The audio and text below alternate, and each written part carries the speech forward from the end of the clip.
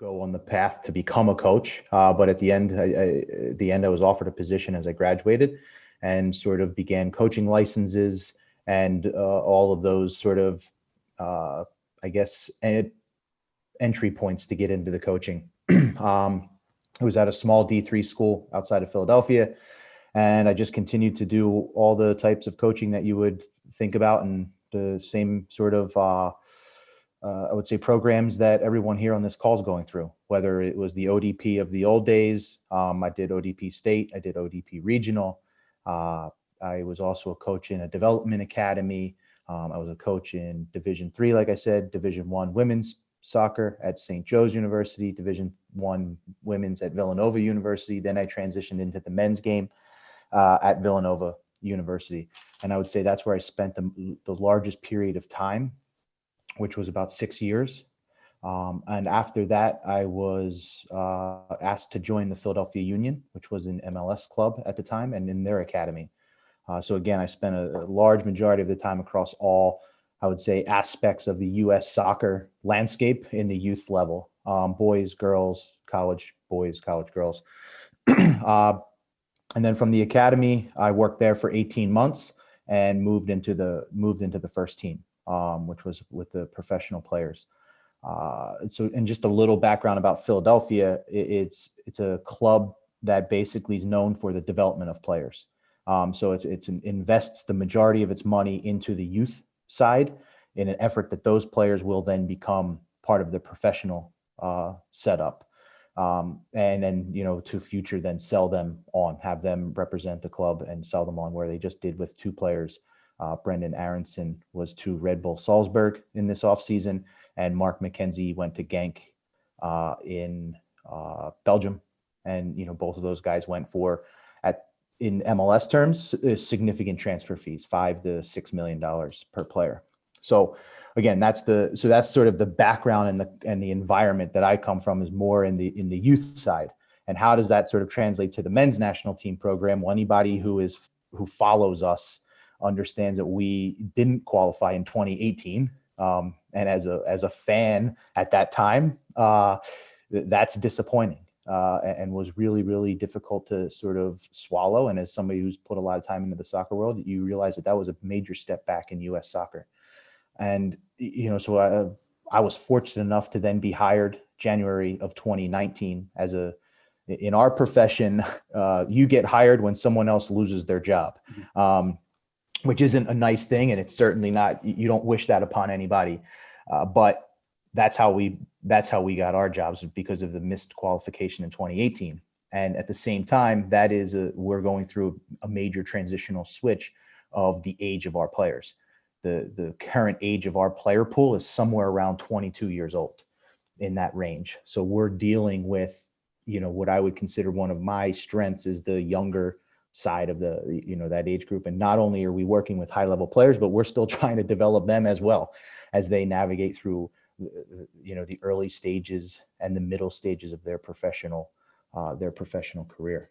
And that brought me here to Chicago because the U.S. soccer headquarters is downtown.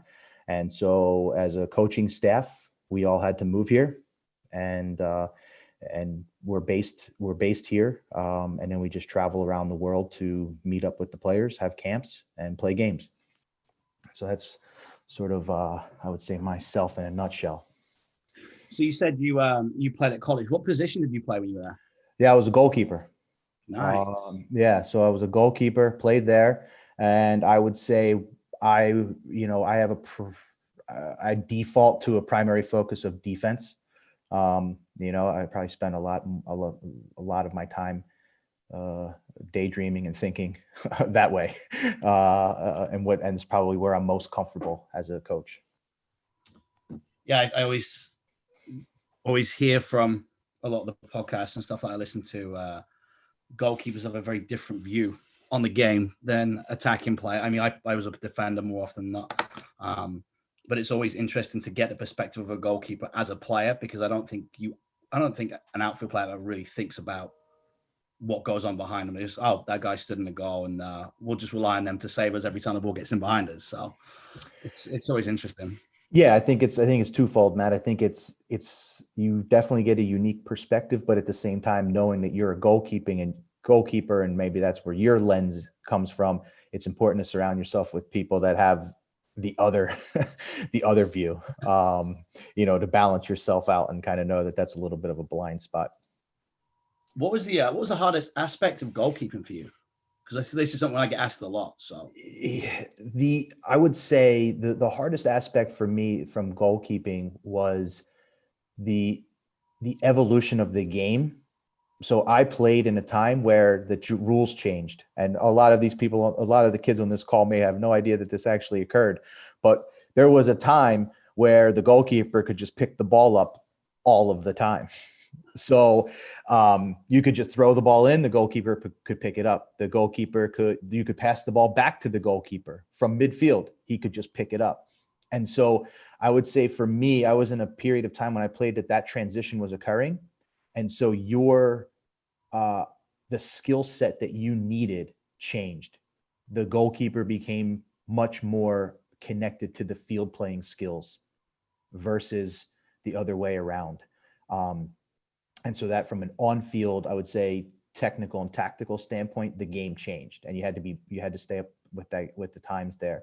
And then you certainly have the mental side, where it's one, staying focused for the game when you're in periods of inactivity, and two, dealing with the pressures of uh, giving up goals, giving up bad goals,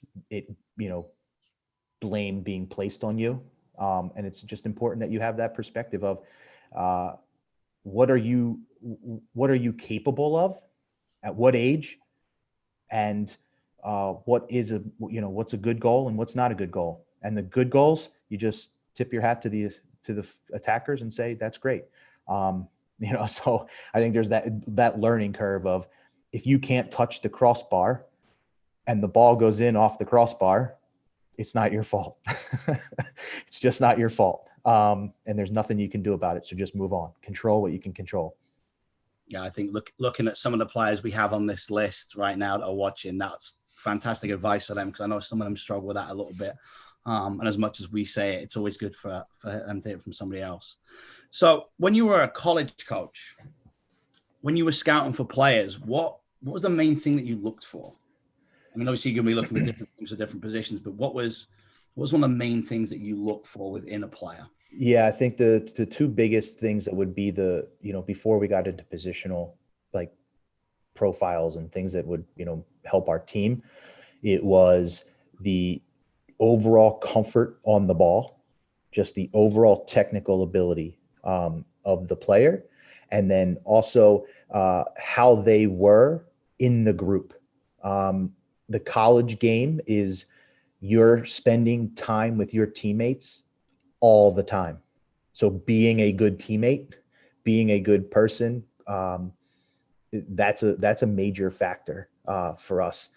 So the personality was a big piece, and then just general comfortability on the ball. Can they, receive the ball? Are they comfortable under pressure? Not so much always about what moves you had yet, or all of those things. They were extra, but just could you perform the basic skills at a good high level?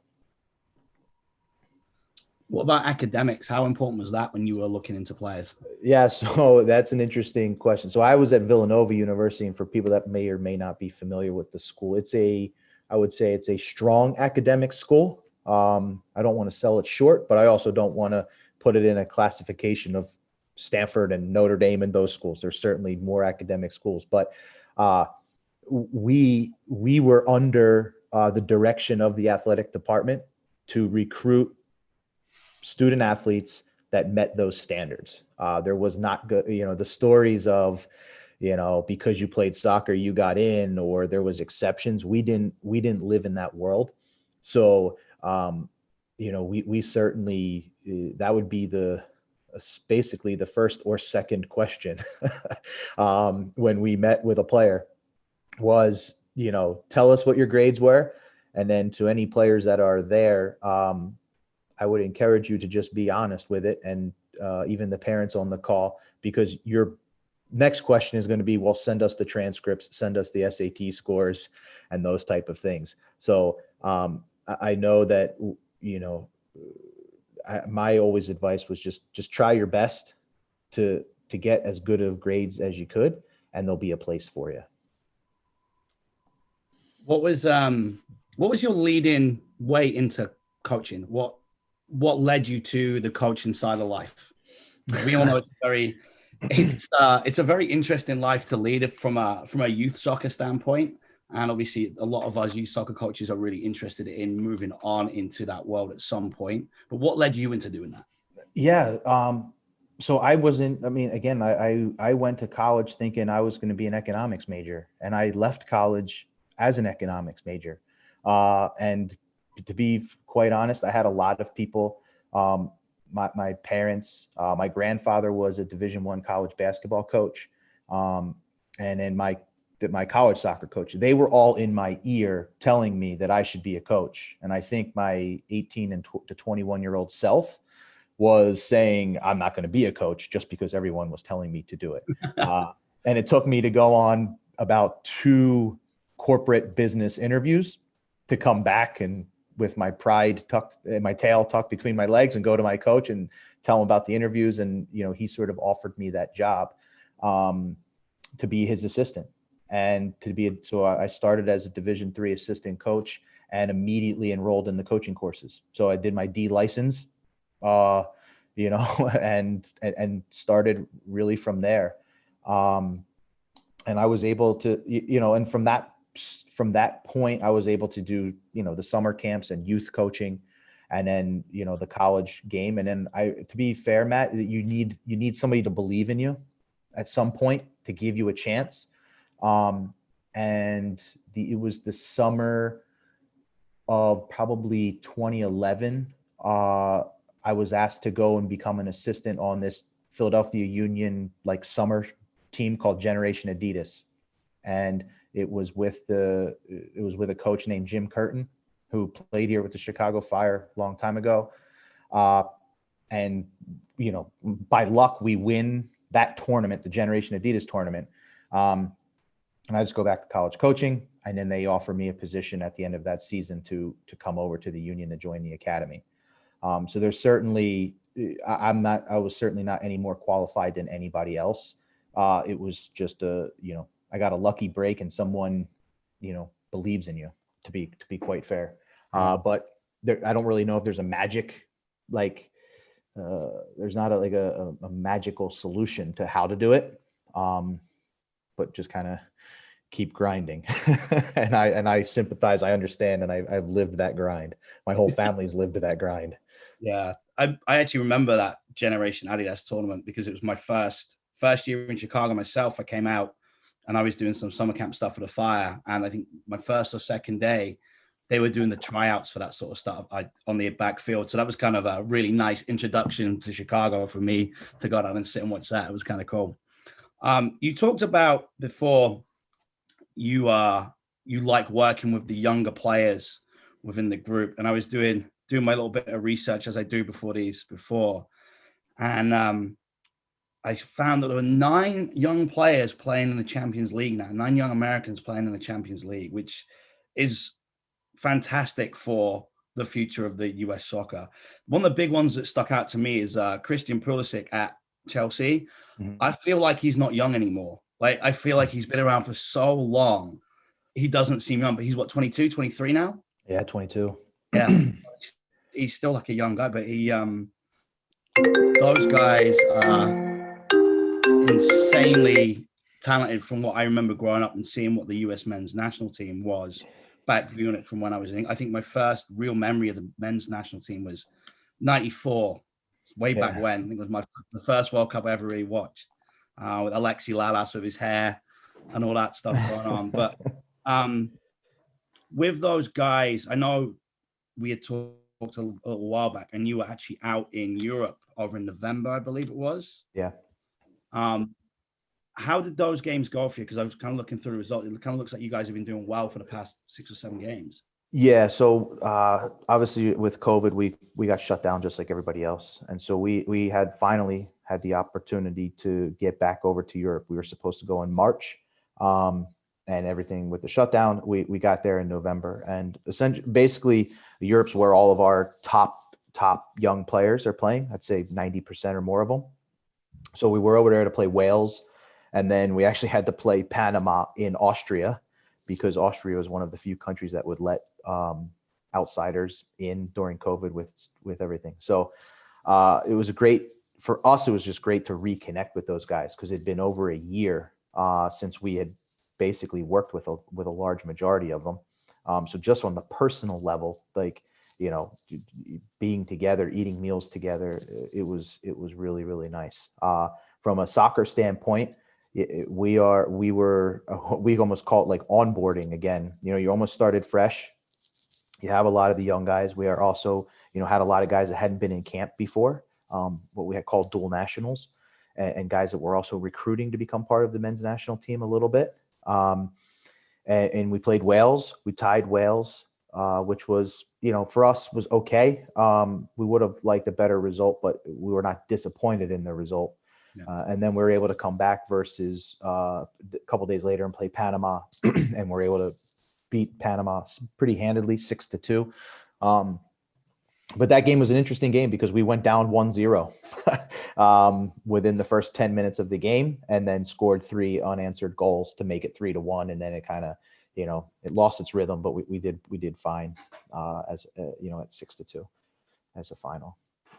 So, and I talk about, you talk about young guys, Matt, and I know there's probably a lot of young-ish players here on this call. And I try to, whenever I talk to these young guys, I want to make sure that there's a realistic approach here, that they can dream big, because the biggest dream that they want to do here is, I would say, let's say you want to play in a World Cup. Well, the age to play in a World Cup is coming all the way down, so the likelihood of us playing a 17 or 18-year-old in the next World Cup in 2022 is very, very high.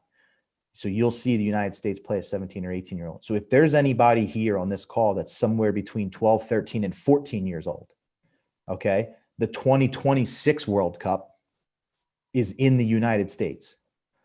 And it'll go to 48 teams. So it'll essentially be the largest sporting event to ever be held in the world, just because we'll increase the amount of teams that a traditional World Cup is held. And those players will be 17 or 18 or 19 years old. So it doesn't, as crazy as what it may say to come out of your mouth, that like, you see a 12-year-old who comes to practice and says, I'm going to play in the World Cup. It's not a dream that's 20 years now, or you don't have to be 30 to play in the World Cup anymore. We will play a 17 or 18-year-old in this 2022 World Cup, if God forbid, hopefully we qualify. But then that next World Cup that's in the United States, and it's going to be the largest event ever in the world. It's only 5 years away. It's only, it's the time you graduate high school. You can have your high school graduation and play in the World Cup the same year. Crazy.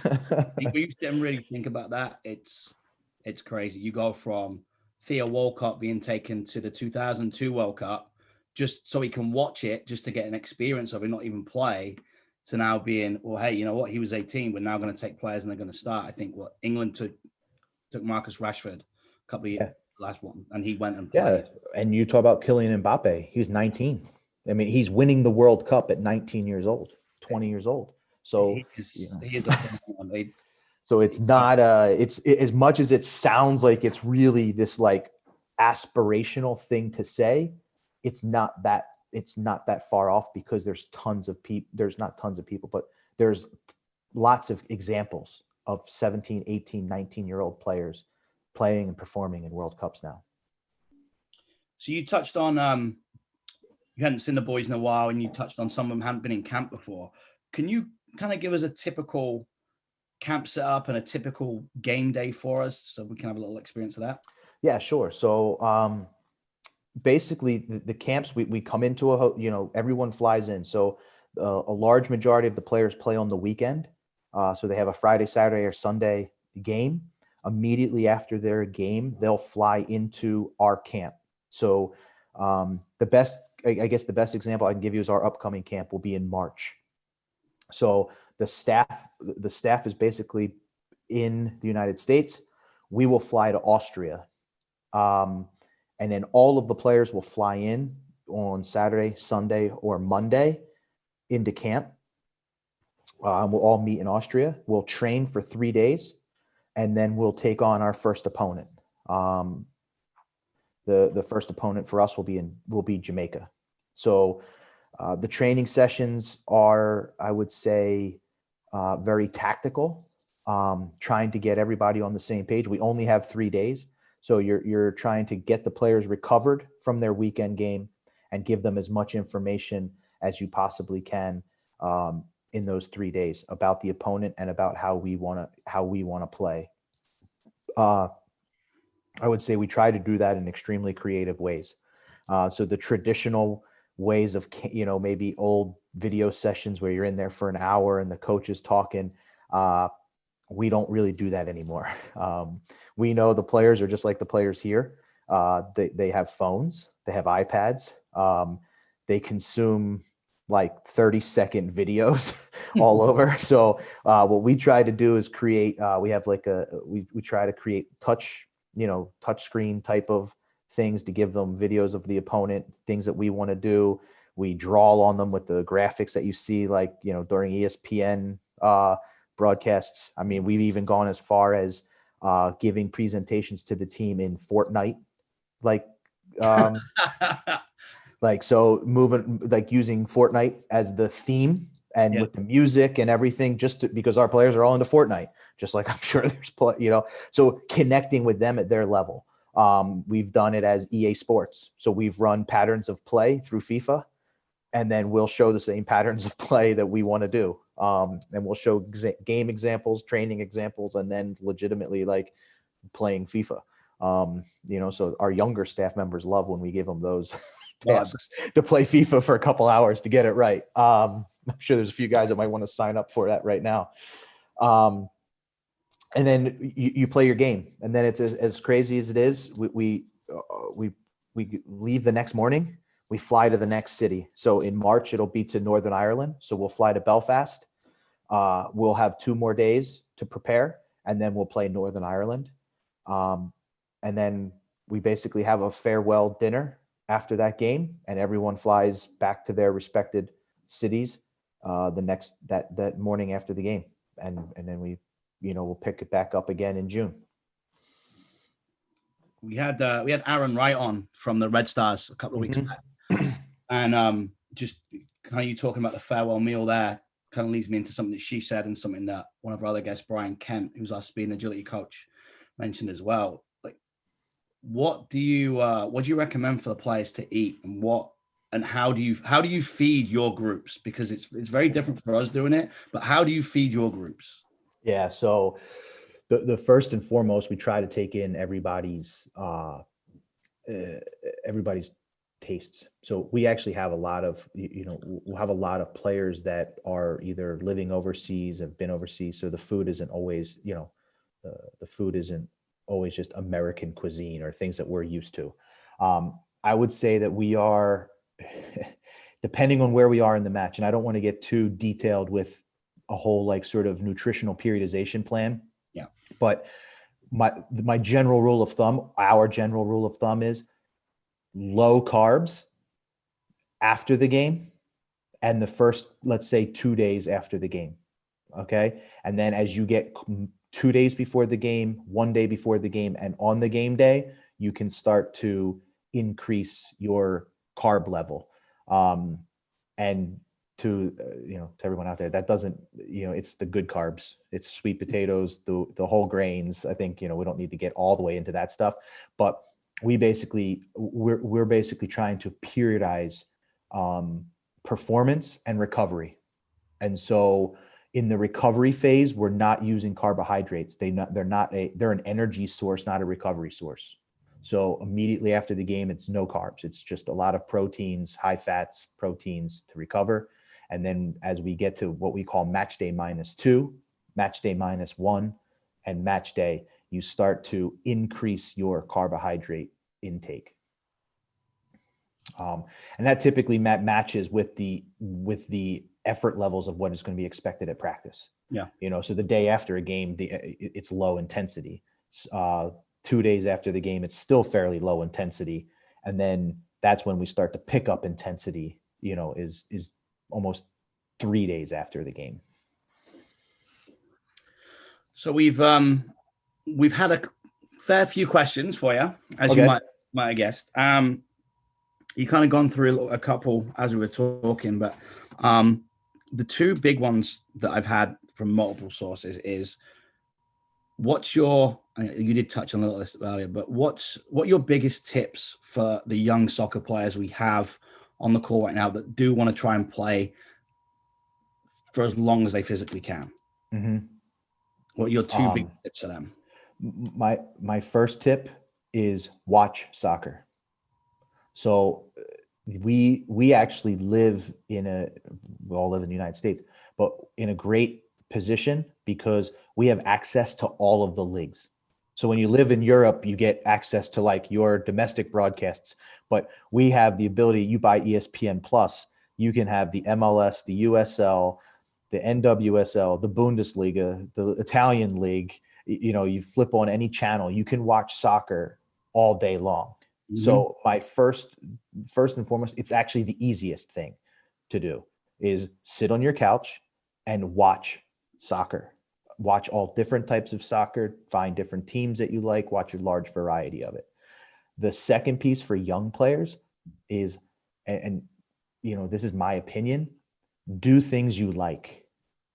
So if you like shooting, go shoot. Go out and just shoot. If you like dribbling and trying tricks and doing close ball control, go do what you like, because it's so much easier to motivate yourself. And to be fair, we're a large majority of us we're not experts in any of it already. So you're not wasting your time. And so I feel like a lot of times we want our players to spend more time on things that they're not good at or need to improve on. Whereas my recommendation, it's much easier to have that player go and say, well, what I really like to do is this, and become really good at it, become excellent at it, and really make that, your calling card here. And my last thing I try to tell players is, if you're playing with a club like Lyons Township, and let's put it in perspective of the non-COVID times. So you're training 2 to 3 days a week most of the time. You have 1 or 2 games on the weekend most of the time. Go do 1 day by yourself, right? Like, so it's not about being outside every single day and training and playing, right? Like, start with do 1 day, or get your friends together and play pickup soccer 1 day. And now you've just added that much more percentage of the time that you're spending on the ball. And I don't think it's an unrealistic expectation to put on a young person, to do 1 more day. So if the club is providing 2 to 3 days a week of training and games on the weekend, and all we're asking you to do is go do something that you like, either go do something do an aspect of the game that you like, or go call your friends and play 3-on-3, no parents, no nothing, just get the ball out and play 1 day a week. I think we can you'll see significant strides in doing it. And it's a bit more self-directed. It's not coach led. It's not parent led. It's not parent pressured. It's not coach pressured. It's self-directed learning. Perfect. That's fantastic. I think we can all benefit from that for sure. With just playing and watching more. I mean, I love to watch the game. Are there any tips? Because I know that sometimes, especially non-COVID times, everyone kind of lives busier lives, and sometimes we can't sit down and watch a 90-minute game. Mm-hmm. How would you suggest that players go about watching it if they can't sit down and watch a 90-minute game? Yeah, I mean, I think you can go, again, I'm not here to advocate ESPN Plus or any of these things, but there's like that app, for example, it's $5 a month. They have the games condensed, or you can just go watch the highlights. If you go to MLSsoccer.com, they have the highlights. You can just scroll through and watch 6 minutes, and you can, listen, let's be honest. You can see the goals, you can see some of the tackles, you can see some of the controversial calls, the good saves. And that's what all you really want to do is just kind of keep feeding yourself, that information. And I agree with you, Matt. It's not about sitting and watching 90 minutes, but it's like over the course of a week, could you consume 10 6-minute videos? And now you've watched an hour of soccer that you probably have never done, that you wouldn't have done previously. And so, I think that's a good example. Listen, I think I don't know how old the majority of the people are, and maybe the parents can help, but like the Twitter world is crazy with the 1.5-minute videos you can pull up and, stuff like that. I'm certainly not advocating social media, but there is other avenues to consume like these little bits of information and the awesome moves that some of these players make, and those type of things. YouTube is another, unbelievable example. You can just say your favorite team highlights and thousands of videos will show up and consume it that way.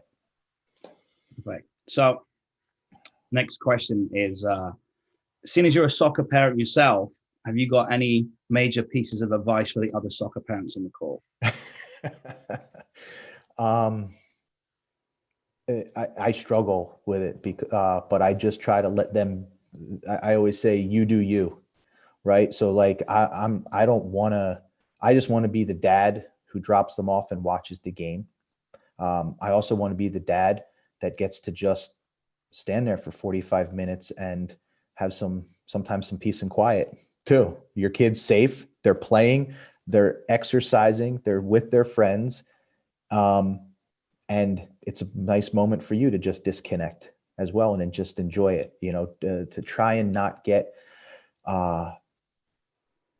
emotionally wrapped up in it. And it can be, I understand it can be difficult, but I always talk, I've in my coaching world, I've been close with a lot of these parents that have, brought their kids to the Philadelphia Union Academy at 10 and are now, flying to Austria to watch their kids play professionally. And, we'll laugh about sometimes their behavior on the sidelines at the 12-year-old soccer game and realizing that in the grand scheme of it, it's fairly insignificant, that one moment. It's more about creating this lasting, love for the game, and are they having fun and buying them ice cream afterwards with their friends, because that's what they remember. Yeah. And that's the fun aspect, the enjoyment aspect of it. And that's for me. And Matt, for me, and being a parent, especially at LTSC, it's like there's the social communal side that's extremely important. And it's not always that your kid has to be on what is perceived the best team, or whatever it is.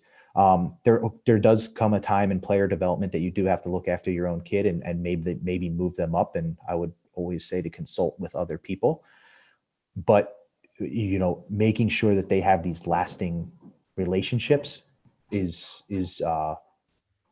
as important, I would say, as making sure you're on whatever the new best team is this for the next 2 years or whatever, as they change through the club world.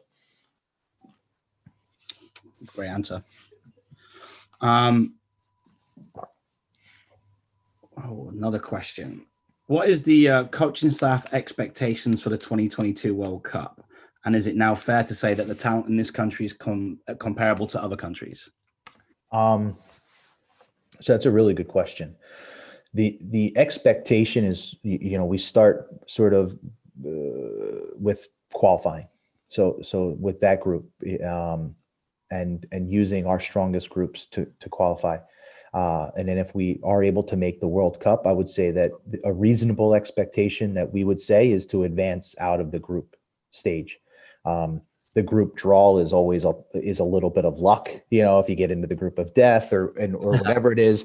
But in general, we think we have a strong enough group of individual players that we could maybe get out of the group stage. I'm hesitant to go any further than that because None of these players that we're currently with have played in a World Cup ever. Very, very few of them on the current roster have even gone through World Cup qualifying. So, and you alluded to it earlier, Matt, like Christian Pulisic is a different example because he was part of that Trinidad and Tobago group that didn't qualify. But let's use an example of maybe Gio Reyna, who's playing at Dortmund. Playing in a big rivalry game at Dortmund versus, let's say, Schalke or Bayern Munich, everything is perfect there. The fields are perfect. The accommodations are perfect. You're having everything right to just compete. When you take a group of 18, 19, 20-year-olds to Honduras to try and compete, and you can't trust the staff that makes your food, and you have to have, police escorts everywhere you go, and you have people outside the hotel for 48 hours with music and fireworks, it's a whole different experience. So that's real. That happens. So for us, we're using this 2022 with what I would say high expectations, but at the same time, we need experience. We need to live these experiences as a group to really prepare that 2026, sort of when it's here on the U.S. soil. So that's, I hope I answered that question. I forget maybe the second part of it, but the expectations would be the group stage. I think it's sometimes hard for American soccer fans who haven't seen what happens at those type of events before, because the media already hasn't really shown that sort of stuff before. Whereas to someone like myself, knowing that goes on, like if Manchester United go over to Germany for a game, there's going to be people with air horns outside their hotel room, and dealing with that it's not just what happens on the field. I think sometimes people forget it's not just what happens on that green grass. It's what happens around the whole day, going back to the nutrition and everything else. Yeah. And again, we're a little bit in uncharted times. So I think that second part of that question was, how does our player pool stack up? It's starting to scratch the surface of the major countries. Okay. And you brought up the point of we have 9 players playing in the Champions League. Well, the last basically set of World Cup winners in the modern world have anywhere between 40 to 50 players, Champions League players playing. So if you look at the Brazils, the Frances, Spain, Germany, they have in their player pool 40 to 50 Champions League players. So we're getting there. We have 9. And, we hope to have more with Brendan and Mark and other players that are moving overseas. But I would be very cautious to really get behind that we're, closing the gaps on the Brazils and the France and the Germanys and Spains of the world. The other challenge that we have that's unique to the United States is Brazil is the only team that Brazil and the South American teams have the same, I guess, challenges, is our players play on all different teams. So when you're Spain and 6 of your starters play for Barcelona, they basically play 365 days a year on the same team. When the majority of your German players play for Bayern Munich, they're all sort of playing together and so forth and so on. And so, we have that challenge of, like, even though they're playing in Champions League, they're playing all over. They're playing in different styles, different countries, different things. They're, different playing times, different roles. Like, are they role players on their club team and supposed to be starters for us? Weston McKennie is a great player for Juventus. He's a main player for us. He doesn't have Cristiano Ronaldo and Dybala and all of and Cuadrado, so he's just another really good player on Juventus, where for us, he has to carry a large load. And that's where they can, but that's where they can really step up and help. So, I try to temper those expectations that we're on the cusp of it. That I do think we have had a small breakthrough with the talent that we have. And there's some talent in the pipeline that are looking like they're going to get a chance, that are young players. And they could, we could quickly go from 9 to 15 Champions League players fairly quickly. But we're not near the roster of 40 or 50 guys. And every guy that every guy that our staff gets to look at each weekend and pick from is just playing in the Champions League games. All right, we have a couple more. So if anyone does have any more questions, you've got a couple more minutes to get them in. We have one from one of our high school players. Let me see how I can phrase this one. How do we get on the national team after high school, or what is the best pathway to get noticed by the national team? Yeah, that's a great question. I would say from us, it's to follow your path. We have an entire U.S. Soccer has an entire scouting network. So whether you're a youth player, you're being scouted by that youth scouting department, and if you move on to college, you're still being scouted. And then if you move into a professional world, you're still being scouted. So there's no exact way of how to do it. I would also, and I take this from a large majority of talking to our players, many of them don't set out on their daily life with the goal to play for the national team. They set out to have, I would say, other goals, and then the national team comes calling. And so it was always even our young players that we bring in, I don't want to say that their goal wasn't to play for the national team, but it wasn't their daily. It's not what woke them up every day to do it. It was I hope that I get the call, but I'm going to stay a little bit more focused on my day to day, sort of stuff. So whatever your goals are to, move up to the next level from high school, stick with that and do the best you can there. And it's our job to identify you and find you. Cool. Great answer. What's the favorite stadium that you've coached in? That's a good question. I would say, it's certainly, I don't want to get called out, so I'd probably have to say PPL Park in Philadelphia. So that's some home cooking there. But to be fair, I would say either the Seattle Sounders Stadium or the Portland Timbers Stadium. Two totally different venues, but very much the same. You get the same butterflies. Seattle's just a massive football stadium with great support. So you're talking 55, 60,000 people in that game, there. So that becomes a huge environment. Portland is a really small environment. So you're only talking maybe 19,000 people. But it's almost all supporter section, and it's a really educated crowd that has unbelievable support. So that's a really, really difficult place to play. Seattle's your biggest sort of venue in the MLS that gets a big following, and it gets loud, and it's really those examples of where you really can't hear or talk much further than 10 or 15 feet.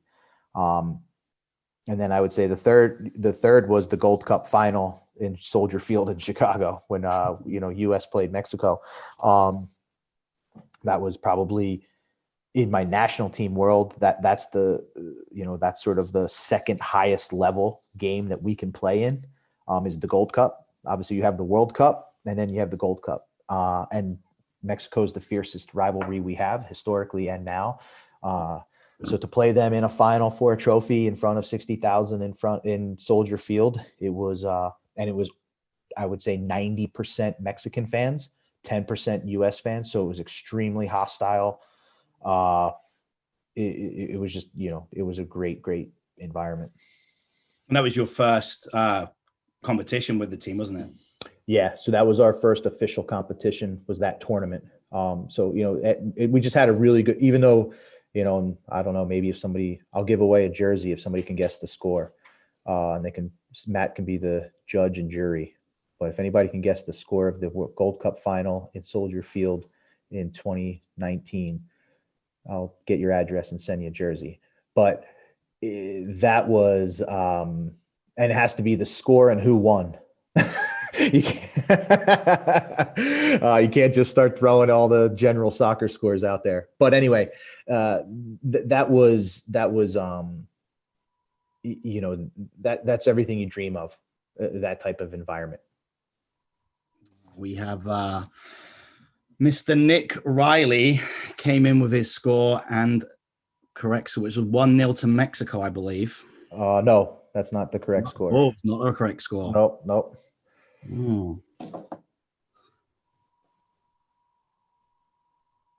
Oh, we've got a bunch of new numbers coming in here. All right. And after all the results that I wrote down in my little notebook here, BJ, that was not one of them. Oh, I'm sorry. You're right. You're right. It was 1-0? Yeah. I had there we go. a different. You had it right. That's my fault. So that would be Nicholas Riley. Nicholas Riley. There you go. 2007 boys team. I don't know whether we should hold the fact that he's a Newcastle United fan against him, but he did get it. We just lost one of our guys from Newcastle. So DeAndre Yedlin just left Newcastle.